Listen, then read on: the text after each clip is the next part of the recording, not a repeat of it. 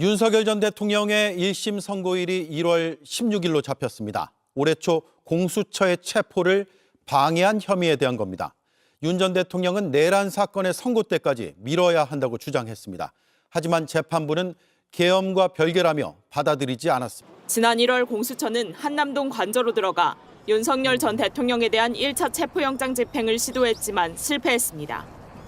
영장이 불법이라며 경호처가 3중 저지선을 구축하고 가로막았기 때문입니다. 특검은 당시 윤 전 대통령이 경호처 간부들에게 총을 보여줘라고 지시했다는 진술을 확보하고 영장 집행을 방해한 혐의 등으로 재판에 넘겼습니다. 법원은 다음 달 16일 1심 선고를 내립니다. 공소 제기 후 6개월 안에 선고를 해야 한다는 특검법 규정을 근거로 들었습니다. 이 사건 판결은 2026년 1월 16일에 해야 할 것으로 판단됩니다.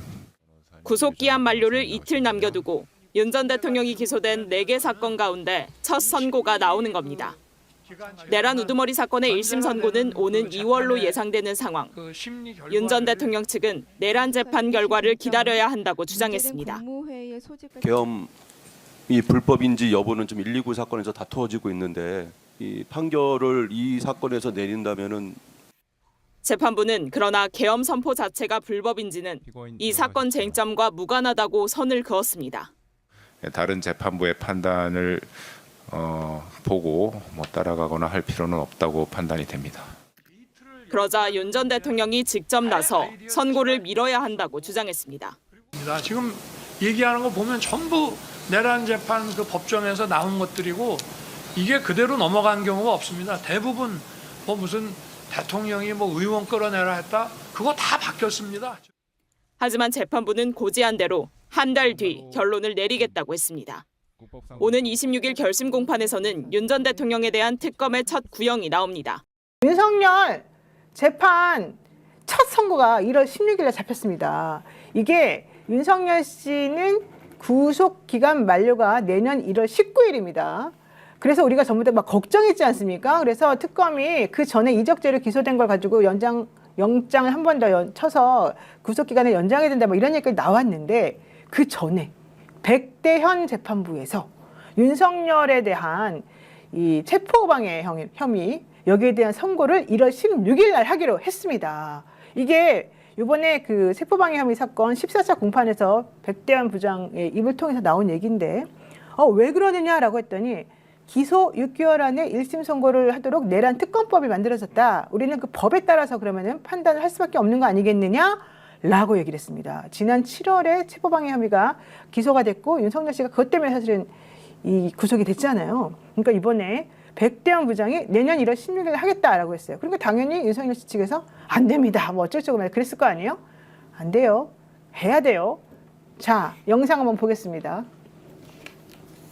특별검사가 공소제기한 사건의 1심 판결 선고는 공소제기일부터 6개월 이내에 하도록 되어 있습니다. 이 사건 특별검사가 공소를 제기한 날짜가 2025년 7월 19일이므로 2026년 1월 19일 이전에 1심 판결 선고가 이루어져야 해서 이 사건 판결은 2026년 1월 16일에 해야 할 것으로 판단됩니다.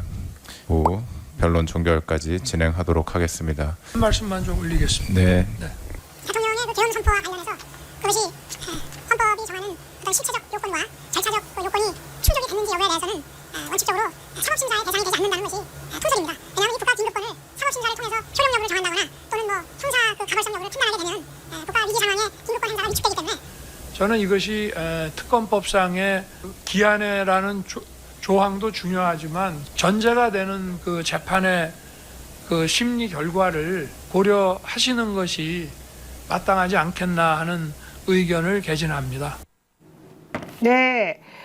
일단 윤석열 씨도 그렇고 윤석열 씨 변호인인 송진호 변호사도 이렇게 말했답니다. 계엄이 불법인데 그런 불법을 공보관에게 지시를 했고 그래서 의무 없는 일을 강요한 것이다. 이런 주장을 우리가 지금 하고 있다. 근데 이 판결 선고 그렇다면 그 판결 선고는 내란 우두머리 재판이 판결을 난 다음에 거기에서 내란 우두머리 혐의가 인정이 되어야지 나머지 모든 것들이 다 줄줄이 적법하다는 전제가 이제 성립이 되니까 그거 보고 나서 해야 되는 거다. 이런 얘기를 지금 했어요. 그러니까 재판부가 당신이 계엄을 선포한 게 내란인지 불법인지 그거는 우리랑 상관없다. 당신이 지금 적법하게 법원이 발부한 영장에 대해서 제대로 집행을 못하도록 방해했는지 안 했는지 난 그건 보겠다. 그러니까 지금 저 사람들이 주장하는 그 논리가 다 깨지는 그런 아주 멋진 주장인 것 같습니다. 그날 이제 뭐 총을 꺼내서 보이느니 많이 네, 뭐 수도 없는 그리고 이제 가서 산성을 쌓은 또 저기들도 있었죠. 의원들도 있기도 하고 뭐 직원 심지어 이제 경호처 말고 일반 직원까지 불러서 뭐를 한다는 등 뭐 수도 없는 그 초법적인 그런 이제 방해행위가 있었잖아요. 분명히 그거는 뭐 거의 생중계되듯이 많은 그 매체들을 통해서 다 온 국민이 봤던 거고 망원 렌즈처럼 이렇게 멀리서 잡아서 여러 가지 모습들을 다 보기도 했죠. 그런데 지금 굉장히 당황한 것 같아요. 아까 그 네, 놀랬을 것 같아요. 그렇고 논리적으로도 현실적으로도 엄청나게 당황한 것 같다. 그러면 이제 재판 결과를 누가 아까 다른 저기에서 이렇게 묻던데 16일에 하고 18일 만료되고 19일이면 풀려 나올 수 있는 거잖아요. 그러니까요. 근데 그렇게 그때 해야죠. 뭐 다른 법리적인 걸 다 떠나서 그때 만약에 풀어준다 아마 쉽지 않을 것 같습니다. 아니 양양님께서 육회 통쾌 상쾌합니다 이러셨고 또 다른 분들은 사모님 그리고 할미님께서 아유 도리도리 정말 어지러워 죽겠습니다. 그런데 문 3189님이 정말 환장하겠습니다. 집중이 안 돼서 하도 도리도리해서 말을 들어봐야 되는데 저분이 하도 도리도리하니까 무슨 말을 했는지 집중이 안 돼서 노 변호사가 말하는 2차 설명을 들어야 되는 이 비효율성에 대해서 따지고 싶습니다. 처음부터 별개의 기소거든요. 그렇잖아요. 그렇죠. 예. 그 사람이 살인을 한 걸 우리 국민이 다 봤는데 본인은 살인이 아니라 우기는 꼴인데 어쨌든 살인범을 체포하는 경찰 또 때려버리고 막 죽이려고 그랬거든요. 근데 그 자체는 또 공권력이 설령 살인자가 아니다 하더라도 그건 살인범이라고 신고되어 있는 잡으러 가야 되는 거잖아요. 만약 영장이 나왔다면. 뭐 그런 예를 들 수 있는데 아마 윤석열은 직연을 믿고 있는 것 같아요. 그래서 직연이 위험하긴 합니다. 그것이 무죄가 나올다고 생각하는 것 같아요. 그러면 그것 때문에 나를 잡으러 온 것도 무죄 아니냐라는 황당 무식한 논리를 쓰는 거죠. 지금. 사실 그런 논리예요. 여기서 아주 맞아요. 직연과의 정말 직연을 우리가 끝까지 감시 견제하고 규탄해야 되는 이유. 지금 뭐 가장 큰 이슈는 내란 특검이 수사 결과 발표하고 나서의 시민들의 반응인 것 같습니다.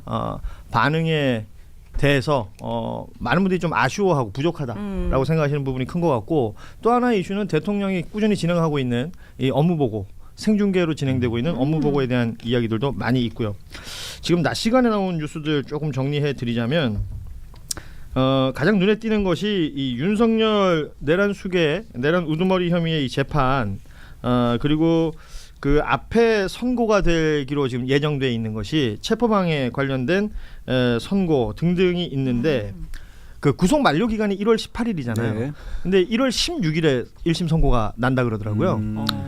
그래서 당황했나 봐요. 굉장히 다급하게 좀 시간을 좀 더 달라라는 취지로 재판부에 요청을 했다고 하는데 재판장님 한 말씀만 더 드리겠습니다.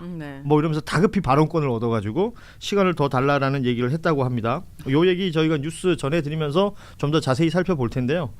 일단 그 재판 결과들 조금 보자면 노상원 전 정보사령관이죠. 이 사람의 내란 주요 임무 종사 혐의가 아니라 그 개인정보보호법 그러니까 제2수사단 꾸리면서 정보사 요원들의 명단 가져가고 빼냈던 그 부분 그리고 군인들 진급시켜주겠다라면서 돈 받고 백화점 상품권 받았던 알선수재 관련해서 특검에서는 3년 구형을 했었는데 징역 2년 1심 선고가 나왔습니다. 일단 우리 양지열 변호사한테 이 선고의 의미를 좀 설명해 주시면 좋을 것 같습니다. 다른 일단 사람들이 어제 이 노상원에 대해서 2년형이 선고가 됐다라는 게 속보로 뜨니까 도대체 노상원에 대해서 2년 가지고 끝날 일이냐고 굉장히 이제 많이들 흥분을 하셨는데 말씀하신 것처럼 혐의는 내란 중요임무 종사 혐의가 아니라 그러니까 지금 정보사로부터 제2수사단을 꾸리기 위해서 내가 어떤 사람들을 뽑아다 쓸지를 알기 위해서 세상에 자기 휘하했던 그 군 장성으로부터 명단을 넘겨받았던 겁니다. 그게 이제 개인정보법 위반이라고 넘겨진 거였고요.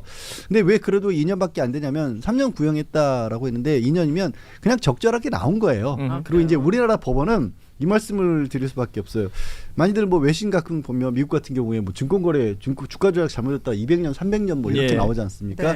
미국 그 영미권계 그 법과 법 법제를 세대가고 있는 데서는 다 합산을 합니다. 그러니까 이 범죄로 2년 받고 저 범죄로 3년 받으면 5년이 되는 거예요. 네. 근데 우리나라는 그렇게 하지 않고 그 중에서 제일 무거운 형을 받는 거에 1.5배를 넘지 못하라고 하고 있어요. 그러니까 아무리 많은 범죄를 저질러도 만약에 그 중에 10년짜리가 제일 무겁다 그러면 15년까지밖에는 선고가 안 돼요.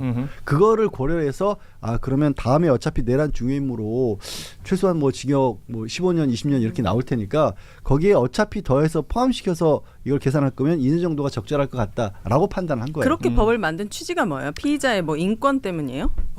피고인에 대해서 대립법계에서는 그러니까 이게 사실 저는 이것도 바꿔야 된다고 보는데 예전에는 한 사람이 저지를 수 있는 범죄의 크기가 그렇게 상상을 초월할 만큼 많이 피해를 일으키거나 이럴 수 있는 상황이 아니었다라고 봤어요.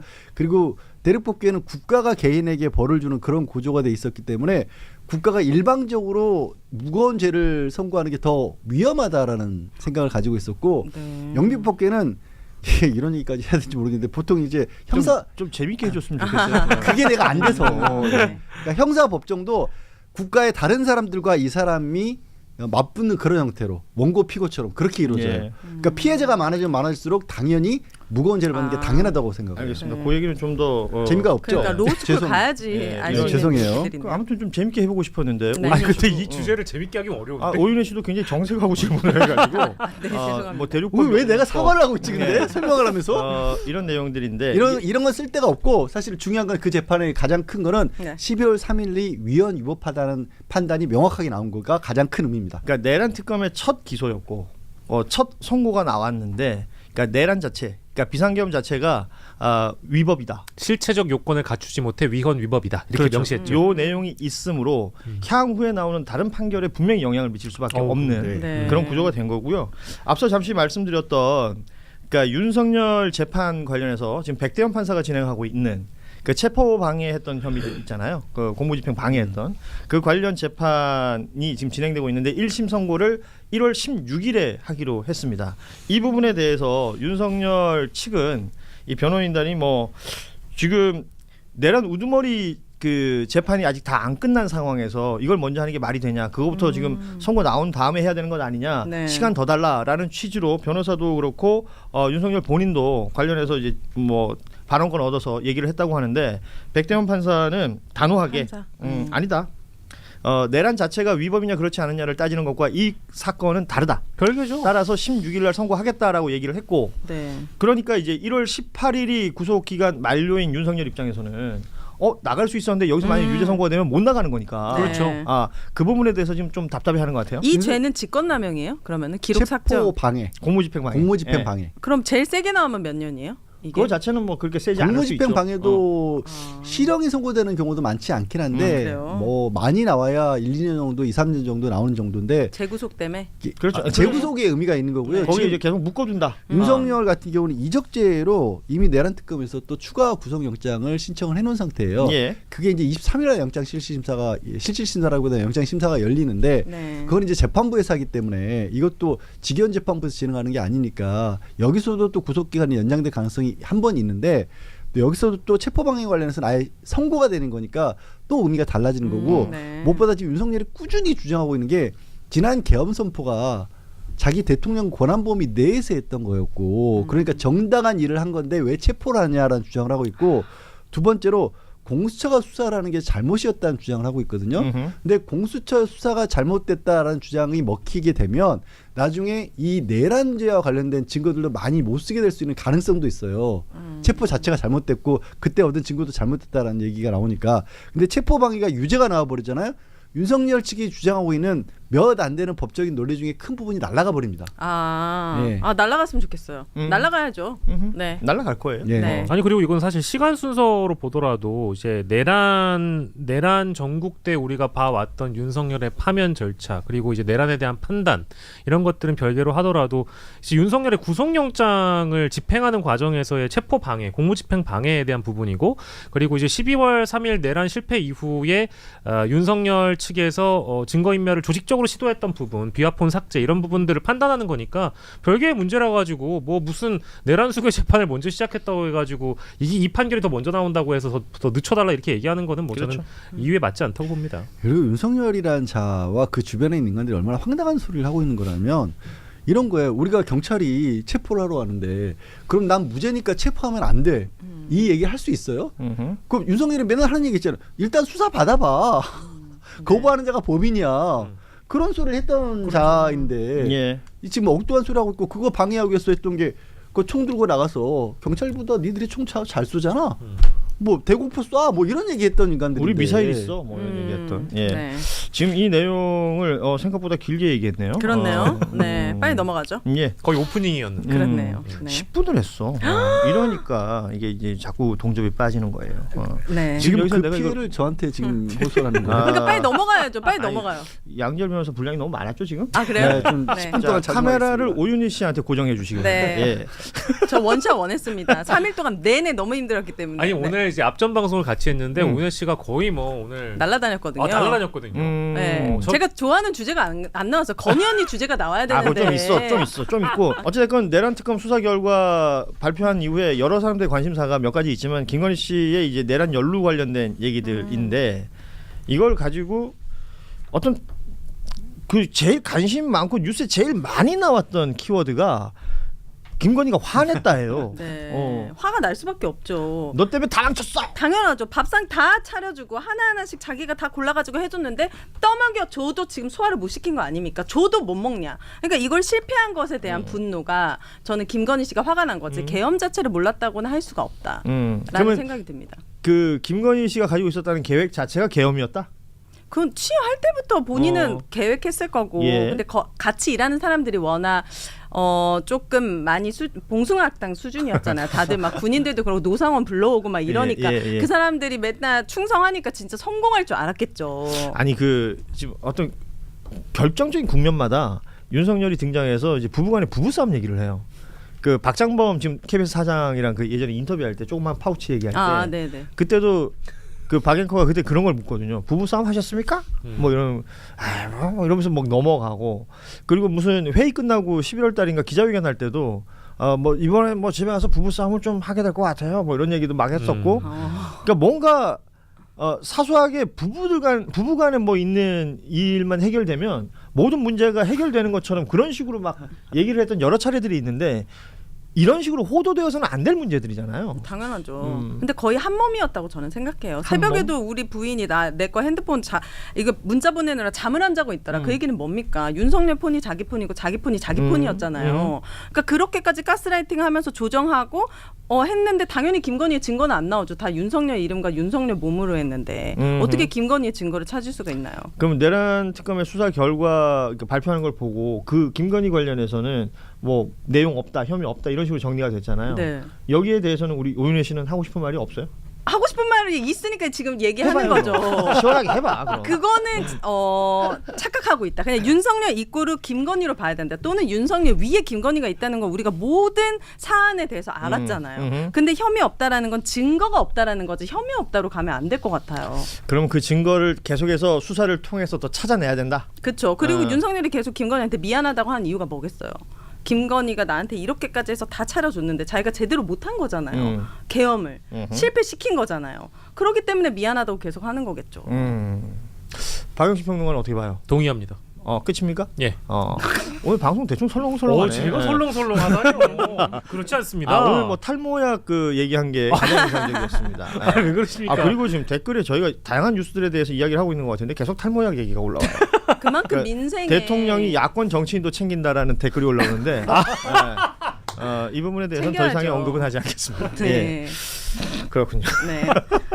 자, 오윤혜 씨가 다음 일정상 또 자리를 아니에요. 저는 널널합니다. 더 네. 있어요? 네. 뒤에 없어? 좀 있지만 여유가 있어요. 네. 얘기가 좀 달라지네. 우리 방영식 평론가는 어때요? 저요? 네. 일어나겠습니다. 그럼 4명이 하죠 뭐. 예. 지금 우리 2부에 들어오실 분들 준비되셨으면 바로 들어오시면 될 것 같습니다. 네. 예. 끝났나요? 앞서 이 생방송 업무 보고 관련해 가지고 지금 뭐 계속해서 이제 질책당하는 공직자들도 생기고 뭐 반대로 그 식량국장 네. 이런 분들은 이제 칭찬받기도 하고 이런 상황들이 네. 벌어지잖아요. 그런데 그 이학재 사장 관련해서 이준석 개혁신당 대표가 그 팥쥐 엄마의 모습 같다라는 평가를 했습니다. 뭐 재혼 가정, 또 민간 기업 이런 예를 들어 가지고 재혼 가정 얘기한 거는 팥쥐 엄마가 밑빠진 독에 물 붓기를 강요했던 것처럼 본인 업무도 아닌 범위에 있는 내용을 강요했다라는 취지로 네. 팥쥐 엄마 예를 들었고 네. 또 민간 기업 예를 들면서 기성세대가 젊은 세대들을 잡돌이하려고 자신의 업무 범위도 아닌 내용을 마구 물어보고 모른다고 타박하면 바로 언론에 제보가 되거나 커뮤니티에서 이슈화가 된다. 이런 얘기를 했는데 이럴 때 한마디로 정리되죠. 시끄러 임마. 아유, 정말 이 사람은 흠집 내고 갈라치기 말고는 할 줄 아는 게 없는 것 같습니다. 앞서도 저희가 이제 아까 한국일보 팩트체크 기사 얘기를 했습니다만 인천공항공사의 업무가 맞습니다. 네, 맞습니다. 그러니까 사실관계가 틀린 가운데 이준석 대표는 지금 이런 발언을 한 것 같아요. 네. 말씀드리는 순간 이제 이준석 대표와의 특수관계인 신인규 변호사가 들어오셨는데 네. 어서 오세요. 네, 안녕하세요. 이준석 반갑습니다. 전문가 신인규입니다. 예. 네. 요 팥쥐 엄마의 모습 요 봤죠? 이제 뭐 여러 가지 지금 발언들을 쏟아내고 있는데 그 대통령의 권한 안에 있는 행사를 권한 행사하고 있는 장면을 가지고 뭐 갑질이다, 뭐 팥쥐 엄마다 지금 이런 식으로 자꾸 매도를 하려고 하는 것 같은데 전형적인 이준석스러운 반정치의 모습을 여전히 보여주고 있다. 저는 그렇게 생각합니다. 그거 말고는 할 줄 아는 게 없는 것 같아요. 그 말장난도 근데 한두 번 들었을 때 이 관심이 가지 계속 누적되면은 이제 피로도가 늘어나고 그 해당 정치인은 뭐 일부 그 지지자들은 좋아하겠지만은 범국민적으로는 이 비호감을 계속 쌓아 나가는 거기 때문에 별로 좋은 전략은 아닌 것 같다라는 생각이 듭니다. 전 이제 가면 됩니까? 뒤에 열려 있다며. 그럼 계속해요? 4시 반까지? 뭐 있으면 안 돼? 진짜로? 난 또 아니 이 사람이 가길래 그래 나 하겠어. 이 사람이 가길래. 그래서 나는 왜 인사를 안 시켜주냐. 예. 자유로운 방송이에요. 자 그리고 한겨레 도서실 권태훈 실장 나오셨습니다. 어서 오십시오. 안녕하세요. 예. 처음 뵙겠습니다. 예. 마주치면서. 저는 처음 저는 처음 봬요. 대화를 나눠보면 처음이어가지고. 예. 저는 잘 알고 있습니다. 네, 반갑습니다. 다행입니다. 아시다시피 우리 권태훈 실장께서는 이제 한겨레 TV에 매일 오전에 9시 반에 방송되고 있는 뷰리핑을 진행하고 있는데 오늘은 김환 기자가 출연을 했더군요. 네. 깽판 치고 간 것 같던데요? 아니요. 괜찮았습니까? 누가 그러더라고. 매기가 한 명 들어오니까 물을 흘려? 이렇게 생기가 좀 돌았나 봐요. 그래요. 좋습니다. 오늘 그럼 이 자리에서 우리 권태훈 실장께서 좀 매기가 되어 주시면. 뭐 노력해 보겠습니다. 아니 그 대통령의 생중계로 진행되고 있는 업무보고 관련된 얘기를 했는데 그 부분에 대해서는 전체적으로 보셨을 때 어떤 평가를 하십니까? 뭐 얘기 많이 하셨으니까요. 저도 뭐 대체로 생각은 비슷하고요. 그게 이제 겉으로 보기에는 약간 갑질처럼 보이긴 하는데 우리가 그 한 장면만 떼서 보는 거거든요. 길게 봐야 되는 거고 그리고 사실 이제 공항공사 사장 같은 경우는 두 가지 잘못이 한 건 있는 것 같은데 첫째 들어올 때 이제 그 업무 파악을 제대로 안 돼 있는 상태에서 약간 버벅거리는 거 뭐 그런 것들이 좀 그렇고 두 번째로는 그걸 나중에 페이스북에 또 그걸 올렸잖아요. 그건 전형적인 정치인의 행위거든요. 그거는 적절치 않은 것 같아요. 만약에 그렇다면 자기가 이제 현재 어쨌든 신분이 공항공사 사장이니까 만약에 이제 그 자기가 해명할 것이 있고 추가로 보고할 게 있으면 따로 보고 라인을 통해서 하는 게 맞지. 이렇게 하자는 건 이제 정치 싸움을 벌이자는 것인데 적절치 않죠 그런 거는. 근데 저는 이게 약간 단어의 오염 같다는 생각이 많이 드는 게 아까 이야기 나온 이준석 의원 같은 경우도 뭐 소신 있는 공직자라는 식으로 이학재 사장을 두둔을 하더라고요. 그래요. 저는 지금 뭐 대통령의 권한을 행사하는 장면을 뭐 갑질이다 또 이학재 사장을 소신이다 이게 언어를 오염시켜가지고 지금 실드를 쳐주고 있는데 바꿔서 생각해 보면 국회에서 국회의원들이 국정감사 하잖아요. 거기서 피감기관장에 대해서 뭐 지적들 하고 하거든요. 그걸 갑질이라고 우리가 부르지는 않습니다. 그리고 본인이 준비를 못 해와가지고 좀 많이 당황을 했죠. 근데 그런 부분에 대해서는 자기 자신의 부족함을 탓하고 더 채울 생각을 해야지 질문을 한 대통령에 대해 가지고 왜 어려운 걸 물어봤냐라고 이야기할 수는 없는 거예요. 그러니까 저는 좀 더 본질을 더